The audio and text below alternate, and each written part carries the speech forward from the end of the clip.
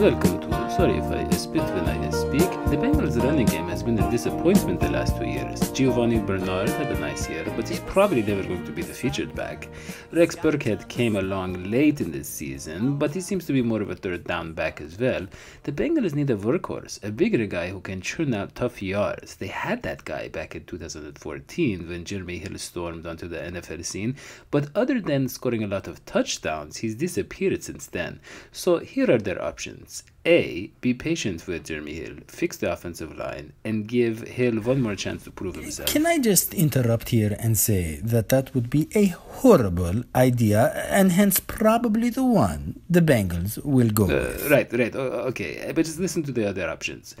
B. Feature Giovani Bernard and Rex Burkhead. C. Draft someone to replace Hill and let Rex Burkhead walk in free agency.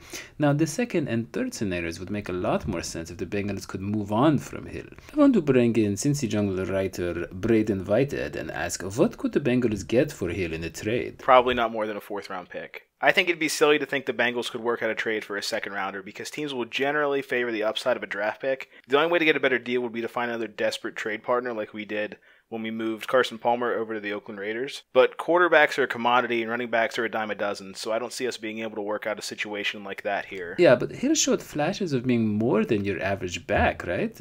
Oh, for sure. Coming out of LSU, Jeremy Hill was seen as one of the best backs, if not the best, in his draft class that year. When he was a rookie here, he decimated defenses for over 1,300 yards from scrimmage.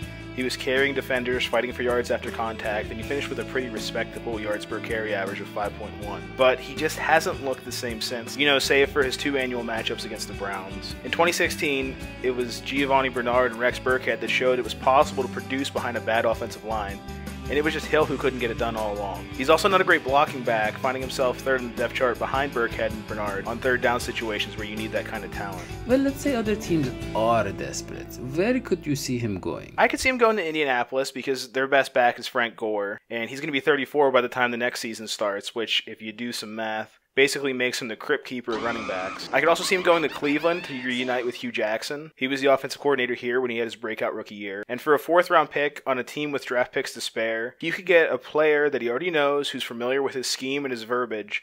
And while I don't think Hill would unseat Isaiah Crowell, who's a very underrated back, for the top spot on the Cleveland depth chart, he'd be a very nice spell back for the price. Yeah, Hill wouldn't unseat anyone. And let's be honest here, the only team that would consider starting him is the Cincinnati Bengals, because our policy is that it isn't about productivity, it's about your feelings, and the Bengals management promises to be as sensitive to the feelings of failed players as an overindulgent parent at their daughter's 6th birthday party. Look, Jeremy Hill has not been productive. Let's give him a participation trophy and move on. And let's use this opportunity to get over the hill, so to speak, on a number of issues. Look, Pro Football Focus ranks the Bengals offensive line 8th overall in the NFL. Last year, Daddy, we were 7th. Okay, neither one is that bad. So why do we suck? We're not. It's not just Hill, Daddy. We're the leader and the winner at the QB position as well. So I hope we can maybe package Andy Dalton and Jeremy Hill,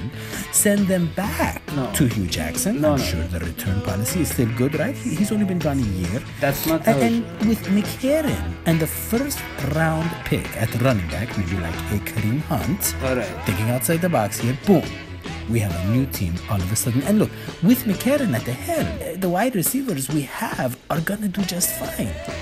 John, Hodgie mentioned drafting a running back. How realistic is that, and who might we target? Yeah, we picked a good year to need a running back. You have Dalvin Cook and Leonard Fournette headlining the class as sure 1st-round players, 2 guys who possess different strengths and weaknesses, but are talented enough to warrant significant touches right out of the gate, with maybe more scheme restriction with Fournette. Okay, now what if we don't want to take a running back that early? Well, then you enter the next tier with guys like Christian McCaffrey and Alvin Kamara. The 2 are built differently, but they both had very quick feet and hard running styles, and plenty of experience catching the ball out of the backfield. Neither are big backs per se, but I don't think they need a big back to replace Jeremy Hill. A backfield duo doesn't have to be size complements. Rather, the more similar your 2 backs are, the less you have to change the offense for them when you rotate them in, a la what the Falcons are doing right now. Yeah, but the Bengals' style of play, especially being in the AFC North, they seem to favor bigger backs, Well, if the Bengals want to add another signature big back like they always end up doing, the 2 in this class that intrigue me are Samaje Perine and Donta Foreman. While they played at 235 and 250 pounds respectively, they are very balanced runners that can generate yards after contact easily because of their low-to-the-ground running style and low center of gravity that they possess.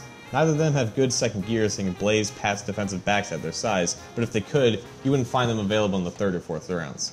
There are plenty more talented backs in this draft class, so finding an upgrade over Hill shouldn't be too hard.